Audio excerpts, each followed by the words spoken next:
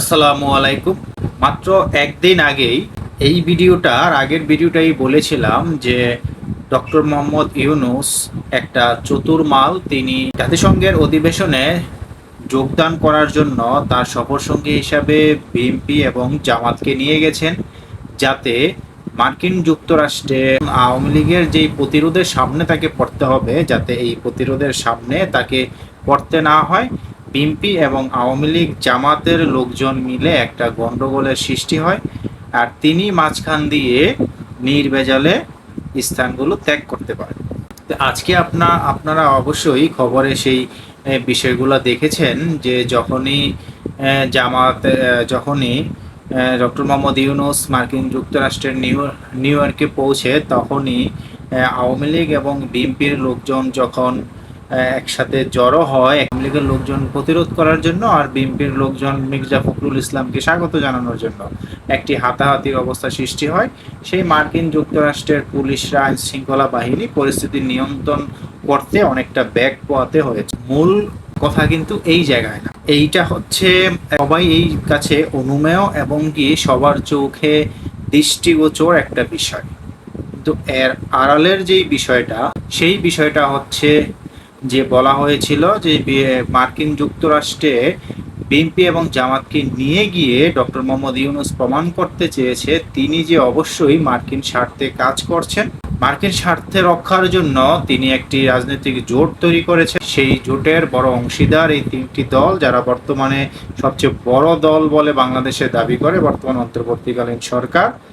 তাদের মধ্য থেকে কে সরকারে যাবে, কে কত আসন পেয়ে সরকার গঠন করবে, কে প্রধান বিরোধী দল হবে, সেই বিষয়গুলো যদি মার্কিন যুক্তরাষ্ট্র ঠিক করে দেয়, তাহলে অবশ্যই মার্কিন যুক্তরাষ্ট্র যে বাংলাদেশে তাদের যে স্বার্থগুলো রয়েছে, একটি ঘাঁটি অথবা করিডোর অথবা একটি সমুদ্র বন্দরের নিয়ন্ত্রণ নেওয়া, যাতে তারা মার্কিন যুক্তরাষ্ট্রের জাহাজগুলো, যুদ্ধজাহাজ থেকে শুরু করে সব জাহাজগুলো অবাধে বঙ্গোপসাগরে আসতে পারে এবং বঙ্গোপসাগরে তারা একটা অস্থায়ী ঘাঁটি তৈরি করতে পারে।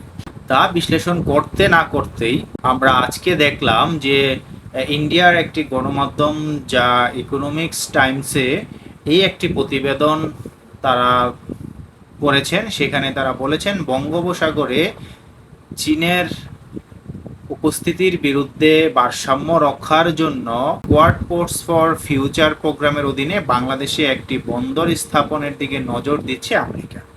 বাংলাদেশের বন্দর খাতে তাদের পরিকল্পনার অংশ হিসেবে এই সপ্তাহে ঢাকায় সংশ্লিষ্ট স্টেকহোল্ডারদের সাথে একটি প্রাথমিক বৈঠক করেছে আমেরিকা। ইকোনমিক্স টাইম বিষয়টি জানতে পেরেছে। বিষয়টি সম্পর্কে অবগত ব্যক্তিরা ইকোনমিক টাইমসকে জানিয়েছে যে বন্দর স্থাপনের জন্য সুনির্দিষ্ট পদক্ষেপ নেবার আগে আমেরিকা প্রথমে একটি সম্ভাব্যতার সমীক্ষা করবে। তারপর তারা নিশ্চিত করবে যে আসলে কোন জায়গার এবং কি কোন বন্দরটি তাদের নিলে সুবিধা হবে এবং কোন বন্দরটি তারা নেওয়ার জন্য সামনে চুক্তি করবে বা কার্যকরী পদক্ষেপ গ্রহণ। এই যে একটি বিষয়, বিগত সরকারও বারবার বলেছে যে আমেরিকার মূলত স্বার্থটা বাংলাদেশে কি, তারা বাংলাদেশে কি চাচ্ছে। আমরা এর আগে শুনে এসেছি সেন্ট মার্টিন দ্বীপ চাচ্ছে। সেন্ট মার্টিন দ্বীপ তাদের দিয়ে দিলে তারা, বিগত সরকার বলেছিল আজীবন তিনি ক্ষমতায় থাকতে পারবেন। এই বিষয়টি তিনি একটি অভিযোগ তুলেছিলেন। এরপর আবার যেটি আমরা দেখলাম, করিডোর দেওয়ার বিষয়ে তারা প্রেসার দিচ্ছিলেন। বাংলাদেশে একটি অস্থায়ী সামরিক ঘাঁটি গাড়ার জন্য তারা চেষ্টা চালিয়েছেন। বাংলাদেশের চট্টগ্রাম বন্দরকে ডিপি ওয়ার্ল্ডের দেওয়ার জন্য যে পদক্ষেপ, সেই পদক্ষেপ তারা নিয়েছেন।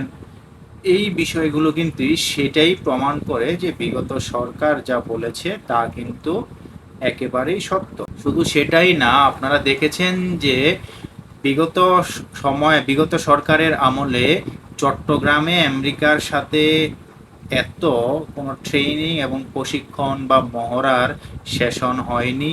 এইবার পরপর সেই জুলাই থেকে এই সেপ্টেম্বর পর্যন্ত মহড়া চলেই যাচ্ছে, প্রশিক্ষণ চলে যাচ্ছে, তাও আবার সেই চট্টগ্রামে।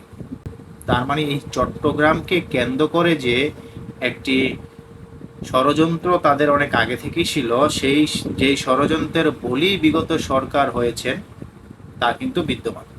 আর সেই বিষয়টা একেবারে চুক্তিপত্র করে নিশ্চিত করার জন্যই ইউনূস সরকার খুব চালাকি করে বিএনপি জামাতকে সঙ্গে নিয়ে গেছেন, সাথে ওই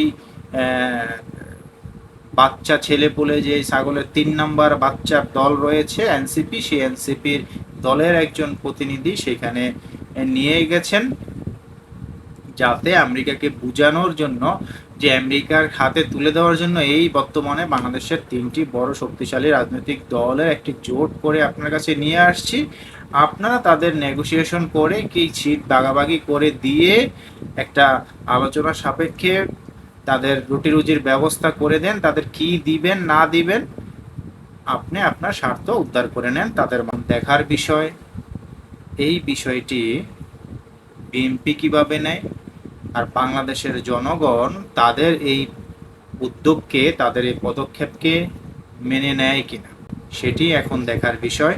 আল্লাহ পাক সকলকে সুস্থ রাখুক, ভালো রাখুক। আল্লাহ হাফেজ।